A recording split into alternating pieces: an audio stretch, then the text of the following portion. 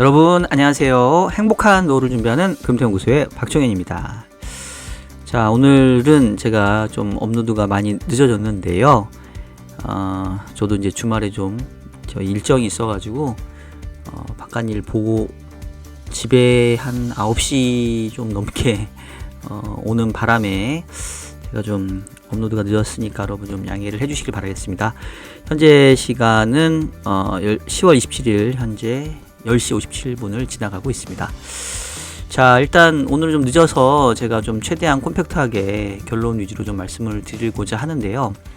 일단은 뭐 제목에부터 말씀드리면 그동안 사실은 뭐 미국 시장 상당히 좀 좋은 모습들을 보였는데 어느덧 미국 증시도 상당히 좀 비싼 이 밸류에이션 상에서 좀 가격대에 좀 올라온 것 같고, 반면에 이제 한국 시장은 뭐 가격으로는 엄청 싼데 마땅히 호재가 딱히 보이지 않는, 그리고 이런 상황 속에서 지금 최근에 여러 지정학적 불확실성과 또 대불확실성들, 예측하기 어려운 변수들이 막 생기고 있기 때문에 이런 상황에서 이 뭐 주식시장에 대해서 매우 낙관적인 뷰를 가져가는 게 조금은 찝찝하다.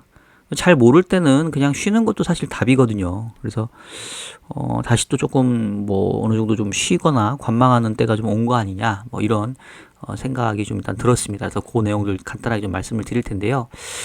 일단은 뭐 지난주에 시장을 봤었을 때 일단 미국 시장 같은 경우는 뭐 상당히 이제 주 초반까지만 하더라도 분위기가 좋았는데 미국 금리가 좀 크게 상승하는 모습들을 보이면서 미국 주가도 지금 지난주 후반 이후로는 조금 하락을 많이 했습니다. 그래서 지금 다우 같은 경우는 43,000 갔던 게 42,000까지 하락을 했고요. 그 다음에 S&P도 뭐 5,800선, 그 다음에 이제 나스닥이 그동안에 이제 계속 다우와 S&P 위주로 신고가 갱신을 하다가 이제 나스닥만 신고가 갱신을 못하고 있었는데, 지난주에 드디어 금요일날 장중에 고점을 일시로 좀 갱신했다가 뭐 고점 부근에 이제 마무리를 했는데, 뭐 그동안 그 AI 반도체를 이끌었던 엔비디아가 다시 신고가를 갱신을 했고, 그 위에 뭐 일종의 밸류체인이라고 할 수 있는 TSMC, 그리고 뭐 애플이라던가 또 테슬라가 지난주에 실적이 호조를 보이면서 뭐 급등세를 지금 보여버렸죠. 상당히 좀 로보택시 이후에 실망했던 그런 그 심리들이 한꺼번에 이 실적 발표로 달라지는 이제 이런 모습들을 좀 보여줬습니다. 그래서 전체적으로 그동안 상대적으로 부진했던 기술주들이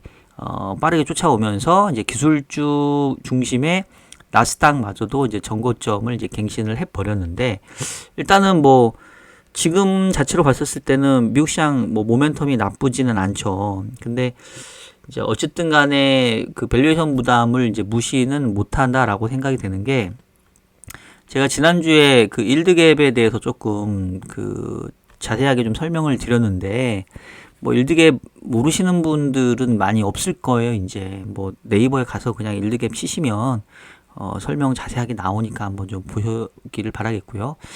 이제 제가 지난주에 차트를 안 보여드리고 그냥 비싼 영역에 온 것 같다 이 정도만 말씀드렸는데, 제가 그 레벨을 좀 보여드리도록 할게요. 지금 S&P 500 기준으로 지금 뭐 이게 12개월 포워드 PER 기준으로 보면은 현재 S&P가 한 25배, 4배, 5배 정도고, 나스닥이 한 35배 정도, 그 다음에 코스피가 10배 정도 수준밖에 안 됩니다. 그래서 주로 이제 이 미래 성장성이 높은 나스닥 기술주보다는 이제 S&P 기준으로 이제 그 PR의 역수와 금리를 비교하는 일드갭을 많이 이제 좀 참고를 많이 하는데, 지금 보시면은 그 미국 같은 경우는 지금 미국채 10년짜리 금리가 최근에 4% 이상을 다시 갱신을 했잖아요. 그러니까 지금 보시면은 일드갭 상에서 PR의 역수, S&P의 PR의 역수는 그 25분의 1이니까 결국은 4%인 건데, 미국채 10년 금리가 지금 4%를 넘어갔어요. 그리고 뭐 정확하게 표현하려면 사실은 10년짜리 기준으로 금리를 볼 게 아니라 이제 뭐 그냥 1년 단위로 끊어놓고 본다고 한다면 1년 금리를 봐야 되는데 미국채 1년 금리는 현재 4.29거든요. 그러면 S&P 500을 내가 보유해서 향후에 그 EPS로부터 추정한 기대의 수익률이 한 4% 정도 수준인데 미국채 1년짜리를 그냥 들고만 가면 1년 뒤에 뭐 아무런 리스크 없이 4.29를 준다라는 얘기는 분명히 지금의 주가의 수준은 금리 수준에 비춰봤었을 때는 비싸진 영역에 좀 다시 도달을 한 것 같다. 뭐 이렇게 결론적으로 말씀을 줄 수 있겠고 결국은 두 가지 이유 때문에 그렇죠. 하나는 주가가 많이 올랐다. 주가가 많이 올랐는데 그게 물론 이제 EPS의 그 실적에 기반한 주가 상승도 있지만 멀티플이라고 하는 그러니까 미래 기업의 실적을 향후에 어느 정도의 승수로 그 인정해 줄 것이냐 하는 부분이 결국 멀티플인데 멀티플 자체도 올라갔기 때문에 실적도 물론 좋았지만 그 실적을 바라보는 사람들의 후한 값이 그러니까 값을 쳐주는 게 그것도 예전보다 많이 후하게 쳐줬기 때문에 이게 좀 비싸진 영역에 왔다라는 건데 그런 상황에서 그 비교 대상이라고 할 수 있는 미국채 10년 금리가 지금 다시 4%를 넘어서 버리니까 그러면 굳이 이 주가의 가격대에서 주식을 추가로 더 투자를 해야 돼? 차라리 무위험을 나타내는 그냥 국채를 사는 게 낫지 않아? 이게 바로 이제 일드갭인데 지금 레벨상에서는 이제 다시 주식 대비 채권의 이제 메리트가 이제 높아진 국면이 돼버렸다는 거죠. 물론 제가 지난주에도 말씀을 드렸던 것처럼 반드시 일드갭만으로 자산 배분을 할 수는 없고요. 그리고 지금 보시면 그 올해 연초 이후에 일드갭이 계속 뭐 마이너스 갔다가 이제 살짝 위로 올라갔다 내려갔다 하고 있기 때문에 단순히 이것만 보고 주식이 비싸졌으니까 주식 팔고 채권 사자 이렇게 얘기하기에는 좀 무리가 있어요. 왜냐하면 올해 초부터 일드갭이 거의 제로 수준까지 왔는데 만약에 올해 연초부터 그래서 주식 비중 줄이고 채권 비중 늘렸다고 쳐봐요. 그러면 올해 주가가 이렇게 많이 올랐는데 올해도 결국은 YTD 연간 기준으로 S&P 나스닥이 20%대씩 올랐는데 그럼 이거 지금 놓쳤을 거 아니에요. 그래서 제가 말씀드리고자 하는 얘기는 무조건 일드갭을 보고 자산 배분을 하면 그것도 정답은 아니다. 근데 우리가 참고는 할 수가 있고요. 그리고 결국은 일드갭이 부담스러운 상황에 오른 상태에서도 주가가 계속 올라가려면 EPS가 계속 즉 기업의 이익이 순이익이 계속 늘어나는 모습들을 보여줘야 돼요. 근데 이제 지금까지는 그런 모습들을 이제 보여왔었던 건데 앞으로도 그럴 수 있을 거냐 이제 그거에 대해서는 고민이 필요하다라는 거고 그 다음에 왜 이게 하필이면 또 밸류에이션 얘기를 하냐고 본다면 지금 이제 불확실한 변수들이 이제 많이 생겼잖아요. 그러니까 가장 뭐 짧게는 지금 어제 아침이었을 거예요. 26일 날 토요일 날 아침에 이스라엘이 지금 이란을 또 보복 공습을 했고요. 이게 뭐 진짜로 이스라엘과 이란이 서로 뭐 치고 받겠어 싶었는데 정말로 서로 이렇게 이게 이스라엘하고 이란은 지도로 봤을 때는 좀 많이 떨어져 있잖아요. 그 안에 다른 국가들도 많이 있는데 근데 그 국가들을 통과해서 막 엄청나게 미사일을 날리고 이러고 있더라고요. 그래서 뭐 물론 이번이 이스라엘이 이란의 그 군사시설 위주로만 좀 공격을 해서 상대적으로 좀 엑싯하려고 어느 정도 면피하는 정도의 그런 공격한 거 아니냐 뭐 이런 얘기가 있기도 한데 모르겠어요. 이게 계속 예상을 뛰어넘는 그런 극단적인 정책들이 나오니까 그래서 이것도 지금 지켜봐야 될 거고 지금 일단 이스라엘은 공습 끝났다고는 하는데 이란이 또 어떤 스탠스를 보일지에 따라서 좀 달라질 수 있겠고요. 그 다음에 또 보면은 북한이 지금 러시아에 군인을 파병했다고 하잖아요. 지금 그러면 이게 이제 또 제가 뭐 국제 정세를 잘 알지는 못하는데 그러면 이제 러시아하고 북한은 이제 혈맹 관계가 되는 거고 러시아가 우크라이나하고 전쟁할 때 어려움을 겪었을 때 북한이 그 군인을 파병해 줬으니 막말로 한반도의 뭐 유사시에 이제 러시아가 한반도의 군사 상황에 개입할 수 있는 명분이 되는 거 아니냐. 뭐 제 얘기가 아니라 뭐 저도 뉴스를 찾아보니까 그런 얘기가 나오더라고요. 그럼 이게 사실 이렇게 보통의 얘기는 아니니까 그럼 이제 이게 무슨 거하고 연결되냐면 외국인 투자자 입장에서는 한국 그렇지 않아도 세계에서 뭐 전쟁이 끝나지 않은 여전히 이 휴전 중인 나라인데 뭔가 좀 찝찝해지는 거 아니야? 뭐 이런 생각 할 수도 있겠죠. 그러니까 잘 모르는 사람 입장에서는 외국에 나가 보면 지금도 한국에서 왔다라고 하면은 너 사우스 코리아야, 노스 코리아야? 이렇게 어디서 왔냐고 물어보는 사람들이 있다라는 거잖아요. 물론 이제 요즘은 한류 열풍도 많이 불고 뭐 BTS도 있고 뭐 그래서 K-팝 이런 것 때문에 이 대한민국에 대한 인지도가 많이 높아졌지만 뭐 잘 모르는 사람들도 있을 수 있겠죠. 그러니까 이제 그런 것들이 아직은 뭐 완전히 부식되지 않은 상태이기 때문에 외국인 입장에서는 그냥 야 한국 조금 뭔가 찝찝한 거 아니야? 뭐 이런 생각 할 수도 있죠. 그게 이제 하나둘 그냥 모이다 보면 나타날 수 있는 게 수급상에서 에이 그러면 한국 시장 뭐 별로 메리트 없다, 매력 없다 이렇게 갈 수 있죠. 그래서 지금 외국인이 실제로 이 거래소 시장에서 9주 연속으로 지금 순매도를 보이고 있고요. 삼성전자는 34거래일째인가 이 정도면 사상 최고 맞죠? 사상 최장 순매도를 보이고 있고 원달러 환율이 지금 다시 1388원 이 1400원 선을 향해서 가고 있는데 이게 사실 이 1400원이라는 게 이게 되게 의미가 있는 선인 게 역사적으로 그 1400원의 환율을 넘어섰던 적은 딱 3차례밖에 없었어요. 그동안.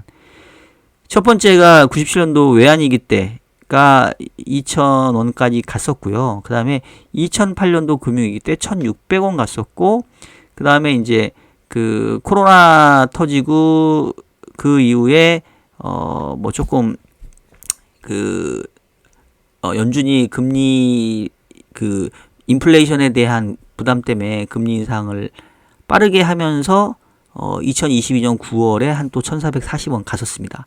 그러니까 사실은 1400원대라는 환율은 물론 이제 예전의 1400원과 지금의 1400원은 경제적인 어떤 의미가 좀 다르기도 하고 그 다음에 이제 달러화가 강세일 때 우리가 환율이 이렇게 오른 건지 아니면 달러화가 그렇게 강하지 않은데 우리만 이렇게 오른 건지 뭐 이제 이것 따라 다를 수도 있는데 하여튼 1400원이라고 하는 그 절대적인 숫자가 주는 그런 상징성과 그런 뭐 심리적인 압박감이 있단 말이에요. 그래서 지금 외국인들 10주 연속 팔아제껴 환율은 어느덧 1,400원 수준에 육박해. 그럼 사실상 그냥 잘 모르는 외국인 투자자가 보기에는 야 이거 한국에 무슨 일이 있는 거 아니야? 이거 뭐 한국이 좀 찝찝한 거 아니야? 그러니까 가뜩이나 지금 메리트가 없는데 모멘텀이 없는데 더더욱이나 이렇게 썩 이렇게 투자를 할 만한 그런 유인을 잘 못 주는 시장으로 지금 되고 있다는 거죠. 그래서 제가 지난주였나 지난주였나 그 3프로 출연했을 때도 그 얘기 했던 게 뭐 잘 모르는 사람들이 보기엔 제가 맨날 비관론을 얘기하고 저 사람은 채권하는 사람이니까 맨날 주식 안 되고 채권 된다고 이렇게 얘기한 걸로 오해하시는 분들이 많은데 저희 구독자분들은 아시잖아요. 제가 작년에도 주식 상고하죠 외치면서 상반기에 주식 강하게 매수 추천드렸었고 하반기에는 리스크 관리. 물론 작년 11월, 12월 급등했지만 주가가 그때는 또 금리가 급격하게 하락했으니까 뭐 그때는 또 다시 매수콜 드렸던 거. 그러니까 뭐 제가 잘 맞췄다 이런 얘기를 하려고 하는 게 아니라 제가 고장난 시계처럼 늘 항상 뭐 주식은 안 좋게 보고 채권만 좋게 보는 사람은 아니었다. 이제 이거를 여러분들은 좀 아시지 않냐. 이제 이런 뭐 하소연 같은 걸 하는 거고요.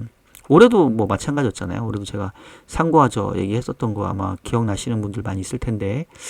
근데 하도 이제 그렇게 뭔가 좀 비관론만 얘기하는 사람처럼 낙인 찍힌 것 같아서 제가 좀 억울해서 지난번에 3프로 나갔었을 때 얘기했던 거는 아니 지금 레벨대에서까지도 비관적으로 보는 건 아니다. 근데 대신 조건이 있는 게 이 한국 시장이 조금 다시 좋아지려면 결국은 삼성전자가 주가가 좀 올라가야 되고 지금 이거 55,900원까지 떨어졌네요.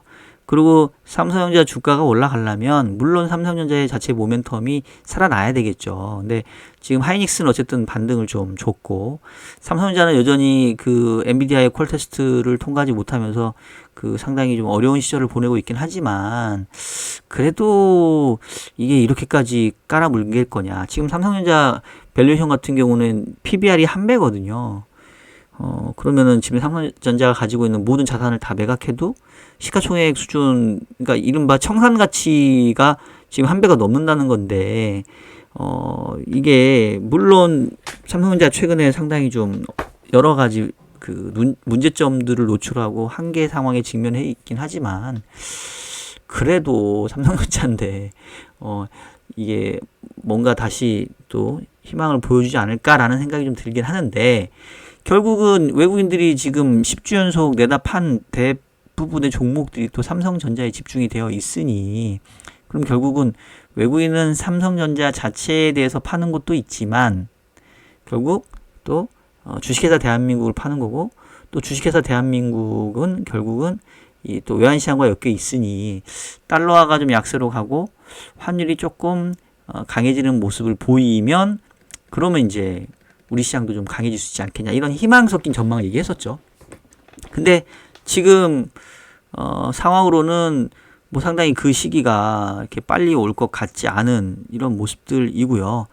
달러 인덱스 같은 경우도 지금 계속 강세를 좀 보여주고 있고, 근데 이제 그 와중에 아까 얘기했던 것처럼 뭐 북한군이 파병하면서 이른바 약간 한반도 그 리스크가 좀 불거질 수 있고 또 트럼프가 지금 당선 가능성이 벌써 미국 대선이 다음 주던데 이게 좀 유력해진 상황이 되면 이것도 단기적으로는 달러화의 좀 강세의 요인이 될 수 있고 하여튼 기본적으로 밸류에이션 상에서는 미국은 비싸졌고 한국은 너무 싼데 둘 다 마땅히 지금 투자하기가 미국은 너무 비싸서 좀 이 레벨에서 더 손나가기는 좀 그래 보이고 그 상황에서 금리가 올라와서 약간 대체 성격의 대안이 지금 생겨버린 거고 한국 주식은 너무 싼데 이런저런 것들 생각해 보면 마땅히 이게 또 모멘텀이 없고 그렇다고 해서 외국인이 10주 연속 팔아 제꼈는데 갑자기 얘네들이 막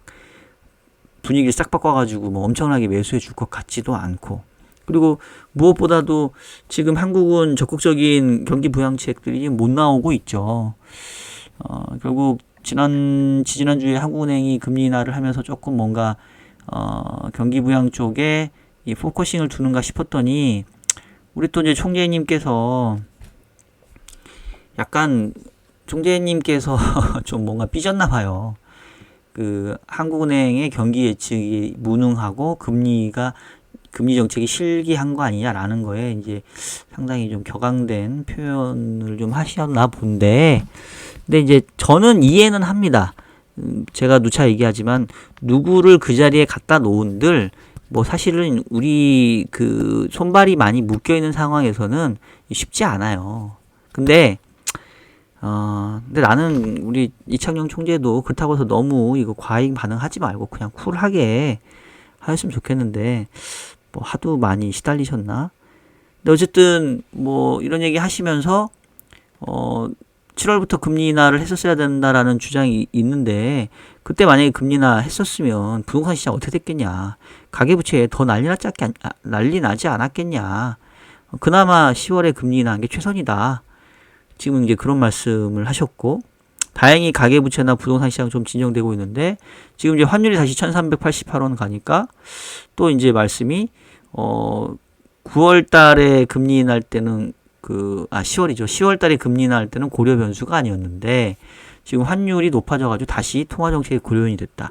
그 얘기 뭐냐면 이제 그동안 그 국내 경기를 부양하기 위해서 내수 부양책이 필요하다. 근데 재정 정책은 지금 여력이 없으니 통화 정책인데 통화 정책도 가계부채랑 이 부동산 시장 때문에 금리 인하를 못 해주다가 겨우 10월 들어서 정부의 미시적인 가계부채와 또 여러 가지 그 규제가 강화되면서 이제 가계부채가 진정됐기 때문에 이제 비로소 금리 인하를 할 수 있었는데 이제 외환시장이 또 들썩거리니까 이거 보고는 또 이렇게 잘 못하겠다. 금리나 쉽게 못하겠다. 이제 이런 말씀을 하시는 거죠. 그러니까 그 얘기는 뭐냐면 제가 이제 좋은 금리나 나쁜 금리나를 얘기할 때 미국으로 봤을 때는 좋은 금리나죠. 선제적으로.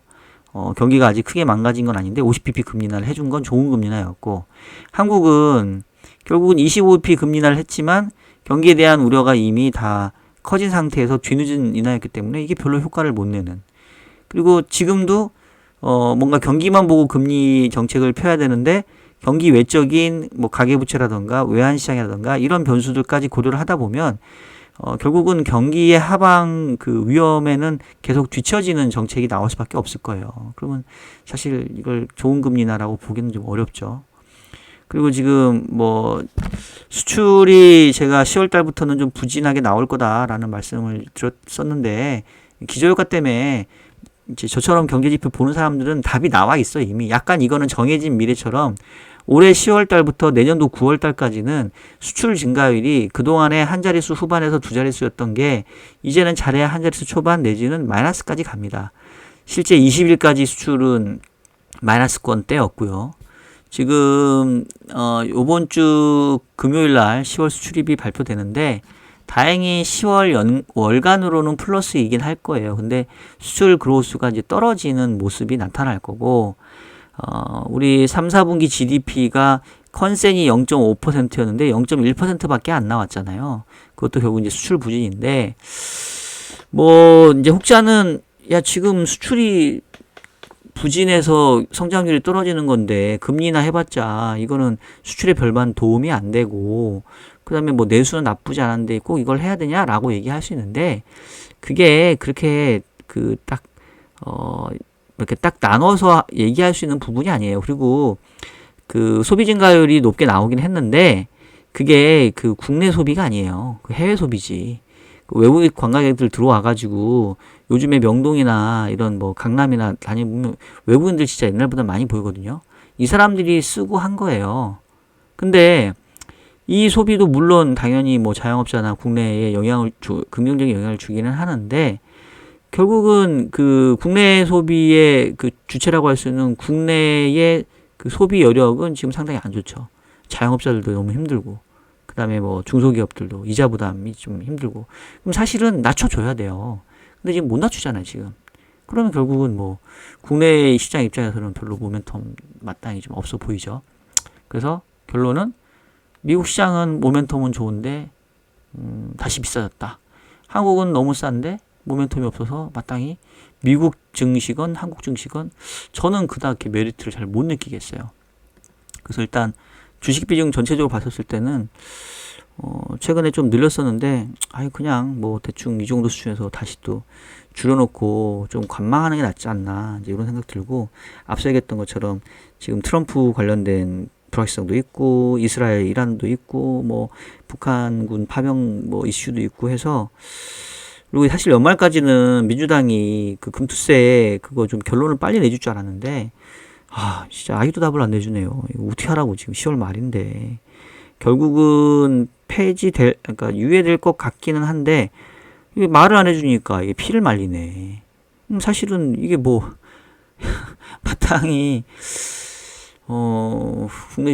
국내 주식도 이렇게 좋게 볼 만한 내용들이 좀 안 보여서 그렇다고 해서 미국 시장 더 쫓아가기엔 좀 부담스러웠고 그럼 결국은 뭐 미국 주식이나 한국 주식이나 이 정도 레벨에서는 그냥 올해 장사 어느 정도 마무리하고 그냥 쉬는 게 낫겠다 이런 생각이 좀 들었고요.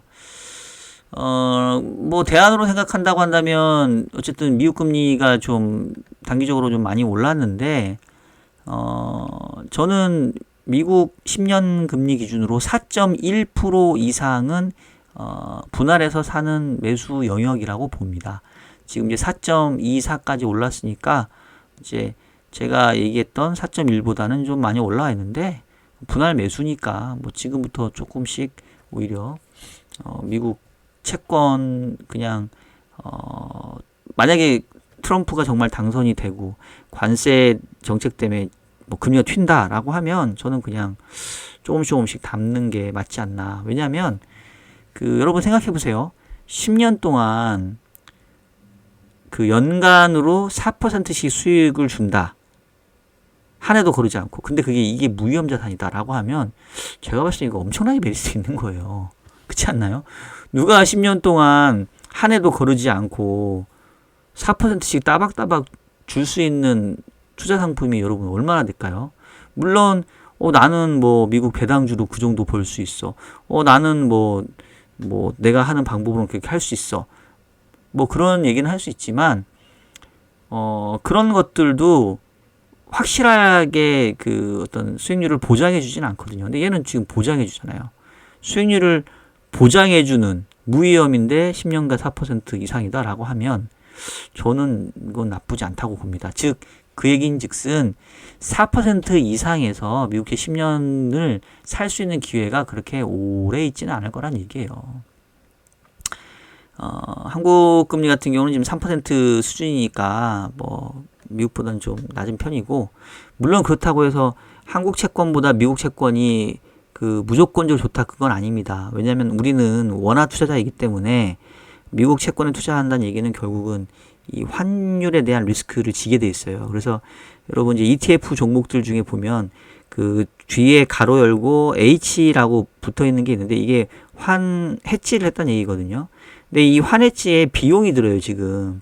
미국 금리가 우리 금리보다 높다는 얘기는 다들, 원화를 달러로 바꿔가지고, 이 달러로 그 채권 사고, 나중에 이제 이자 받으면 다시 이자랑 원금을 원화로 돌리려고 하는 사람이 많다는 얘기이기 때문에, 이제 그 얘기는 제가 오늘 하기에는 좀 복잡한데, 나중에 제가 기회 있을 때 한번 설명드릴게요. 환해치 과정, 그 환해치의 비용이 어떻게 추산이 되는지. 근데 결론부터 말씀드리면 미국하고 한국의 금리 차가 벌어진 만큼이 딱 그만큼이 대략 환해치 비용이라고 생각하시면 돼요. 그럼 미국이 금리가 4%고 10년이 대략 우리가 3%면 환해치 비용으로 무조건 1%를 까고 시작을 해요. 그러니까 그 이상의 이익이 나야 이게 이제 의미가 있는 거니까 그렇게 따지면 미국채 4% 사는 거랑 한국채 3% 사는 거랑 환해치 비용 차감하면 그냥 똑같습니다. 똔똔이에요. 그렇게 국제 금융시장이 설계가 돼 있어요. 그게 이른바 우리가 뭐 인터레스트 레이트 패러티, 뭐 이자율 평가설 뭐 이런 거거든요. 근데 이제 그게 아니라 나는 뭐 달러로 원래 좀 들고 간다. 그다음에 뭐 자녀 유학 보내고 난 나중에 뭐 해외에서 살 거다. 그래서 달러를 들고 있는 분들은 뭐 미국채 4% 이상은 제가 봤을 때는 메리트가 있는 가격대다라는 거고, 그리고 미국 금리가 어쨌든 어느 정도 고점을 잡아주면 한국 채권 시장에서도 좀 유리한 부분이 있으니까 이제 그런 좀 말씀을 좀 드린 겁니다. 이게 지난주에 얘기했던 것처럼 이제 즉흥으로 하다 보니까 뭐 짧게 해야지 했는데 막 자꾸 뭔가 이 꼬리를 물어가지고 얘기가 길어졌어 지금 또. 오늘 지금 시간이 벌써 11시 25분 넘어가니까 이거 빨리 올리려면 오늘은 이제 이 정도 하려다가 요것만 얘기하겠다.